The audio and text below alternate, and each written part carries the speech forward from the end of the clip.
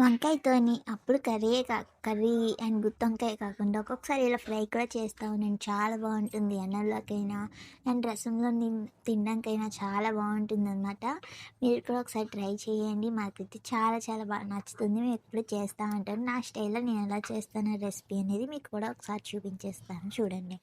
First అయితే ఒక మూకుల్లోని 3 table spoon అయితే ఆయిల్ వేసాను. ఆయిల్ అయితే కొంచెం ఎక్కువ పడుతుంది ఫ్రై కదండి, సో అందుకని దాంట్లో కొంచెం వేరుశనగుళ్ళు అయితే వేసుకొని మధ్య మధ్యలో ముద్ద ముద్దకి తగులుతూ ఉంటే చాలా బాగుంటుందన్నమాట.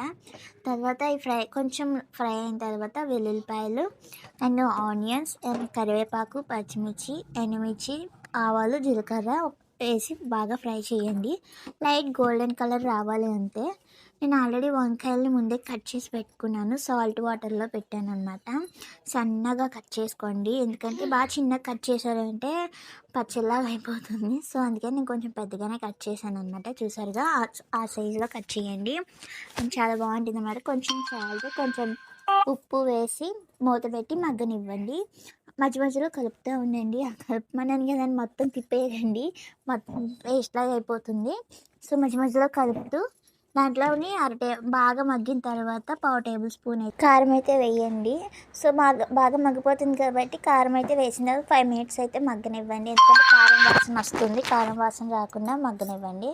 సో సింపుల్గా అయిపోతుంది రెసిపీ అయితే. రసంలోని నంచుకొని తింటే చాలా బాగుంటుంది అండ్ అన్నంలో కలుపుకున్న చాలా చాలా బాగుంటుంది. మీరు కూడా ఒకసారి ట్రై చేసి ఎలా వచ్చిందో కామెంట్ అయితే చేయండి. అండ్ మా ఛానల్ కొత్తగా చూసిన సబ్స్క్రైబ్ చేసుకొని లైక్ చేయండి, షేర్ చేయండి, కామెంట్ చేయండి. ఉంటాను మరి, బాయ్.